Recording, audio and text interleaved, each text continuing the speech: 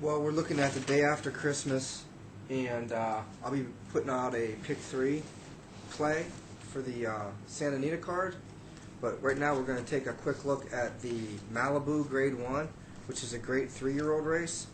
Now,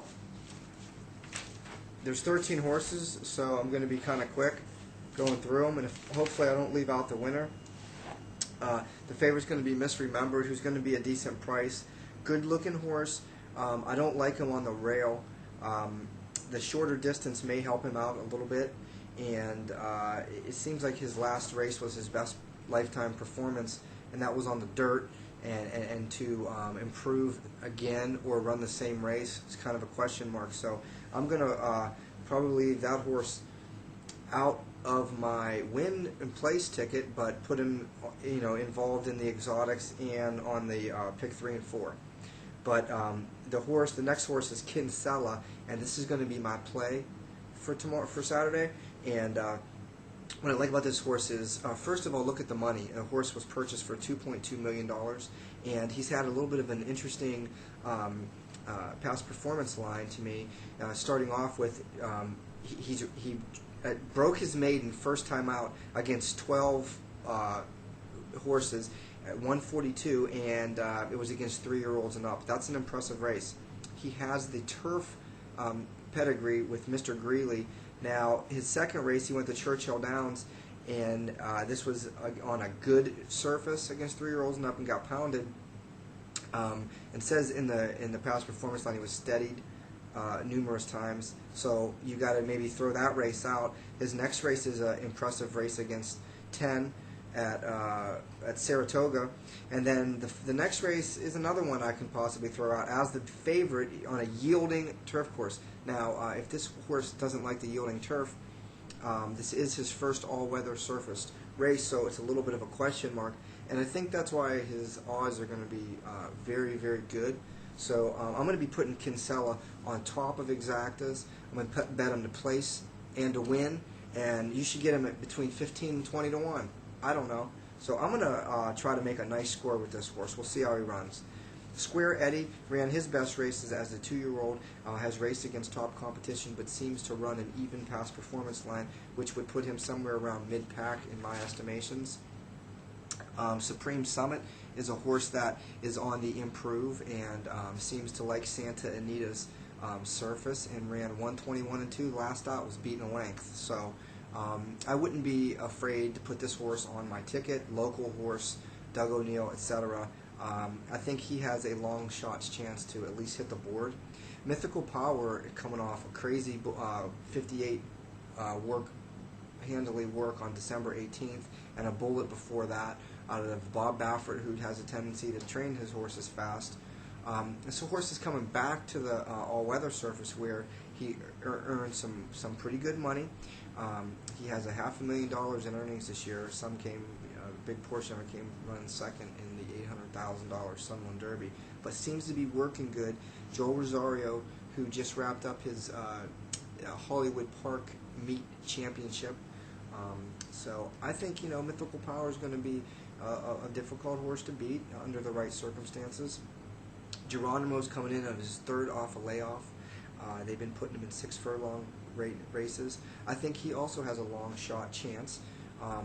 He needs a great trip, in my opinion, because he's going to be somewhere around mid-pack throughout the race, and under the right circumstances, we'll see how he is. But I have a feeling that he'd fade, around the turn, somewhere in the stretch. Papa Clam is a horse that shows early speed in these 7 furlong races. That's good. He's back to Santa Anita surface where he has a lot of success against his peers. Now, he has not raced against older horses, but has been very competitive against his peers. We're shortening him up to 7 furlongs, and I like him at the mile distance. I mean, I think he ran a big race. So Papa Clem's going to be a pretty good price at, I don't know, I think he's going to be bet down from his winning line 6 to 1. I think he'll be more like 4 to 1. But lots of early speed, should be well placed. He's got a good record at the track. Never raced against older horses. This is his first after a layoff, so whatever with that. I don't know I'd like to see him rest and have a couple races before I bet him in a Grade I. It's kind of how I see it. Join the Dance is a horse out of Todd Pletcher, who is his other horse in the race. Horse seems to be working very well, and I think that he likes the surface from whatever his workouts. He was only beaten 3.5 in the Breeders' Cup Sprint, so he's got an outside chance against his 3-year-old generation. Cornet of a Baron is a horse that I'm going to also be playing on my exotics, pick 3s and pick 4s. This horse could be very dangerous at 20 to 1 or more. He has a very, very fast late kick. He has the jockey Ahmed TB. I have to check on the pronunciation of his name, but if you remember in last year's Dubai World Cup, he had 2 victories. And he looks like a horse that's very competitive. I mean, he's got $243,000 in earnings, $550,000 purchase. I like the way he closes in his last 2 races, and so I'll be playing him. New Bay is a horse that looks decent to me. I think that he will be a Richard Mandela kind of a hot shot play. So who knows what his odds will be. He'll be on my exotic tickets. Smart Bid is a horse that's beaten some of these. His lifetime best was improved in the speed figures by 10 points last time. This will be his second from a layoff. So if he is going to improve that much from April, if it's 10 points, and that's where he's consistently going to be running around 100, he is going to be right there. So Smart Bid is a horse to look out for. I'm going to take another look at him. I think that whenever these 2-year-olds or 3-year-olds make big layoffs, from the spring to the fall, sometimes you see great improvement, and that could be the case here. Hunch is a fast 6-furlong horse. I think he's a cut below, and a lot of people like this horse. He's going to be possibly one of the favorites. I don't know what the morning line is. He does have Bejarano riding him. But I think that the 7 furlongs might be his undoing, but it may be something he likes. Last time out, he only beaten 4 in an optional claimer to come back and win a Grade I. I'm going to go a different way.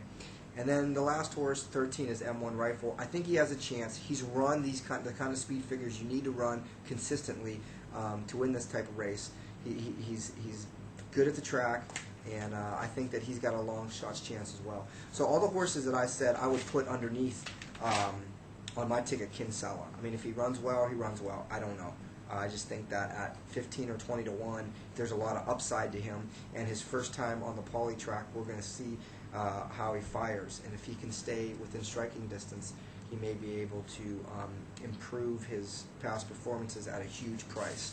The other long shots that I like here are Cornet of a Baron and M1 Rifle. If you're looking for long shots. The usual suspects in this race are difficult to overlook, and they obviously include Misremembered. Square Eddie will probably get some play because of his Grade I performance as a 2-year-old. And I think New Bay is going to be played with Smart Bid and Hunch. So I like the long shot in this race, Kinsella. So that's who I'll be rooting for.